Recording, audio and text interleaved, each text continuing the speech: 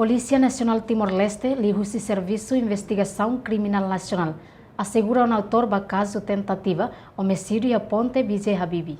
Terça-feira, Loron Sanulo, Flanzaneiro, Tinan Rihun Rua, Ruanulo Recintolo, Polícia Nacional Timor-Leste, PNTL, Lihusi Serviço Investigação Criminal Nacional, captura ona suspeito ho inicial o DCX, idade Ruanulo Recin Rua, e a município Manufahi, nebessona vítima da Másio Correia, e a Ponte BJ Habibi Sábado Calan, Loron Hito, Flanzaneiro, Tinanné. Porta-voz PNTL Superintendente C. Fernando Araújo, Lihusi conferência imprensa quarta-feira, informa. Antes na investigação criminal, retam informação, Husi Fontes Balum. No ratoqueiras do comando município Manufahi, onde assegura suspeito o DCX e Hanifatin. A foi entrega para Iha Pensik, onde halau processo de investigação. Pensik retam informação Husi Fontes, ratoqueiras vai ao comando município Sama, onde vai assegurar ninguém que Hanifatin onde vai ao depois de assegurar tia, entregas Maia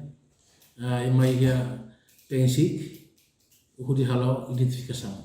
Ora sendo dauk suspeito assegura ela ia pentele município dele o de halau identificação. Né tudo kata pentele consegue assegurar ona suspeito bem maka halau tentativa homicídio ba ia vítima Suspeito o DCX Husisuku Fatukahi, posto administrativo Fatuberliu, município Manufahi Same. Enquanto vítima da Másio Correia, idade Tolunulu Husi Basarawai Haikono, posto administrativo Bagia, município Bocau, hela iha Bekusi Centro Becoradile. Dadaune halau hela tratamento saúde iha sala ICU, Hospital Nacional Guido Valdares Dele, hafoi hetan sona iha parte kotuk hotudik belit iha isin. Reportagem Araza Vera Beatriz Belo, Televisão Timor Post.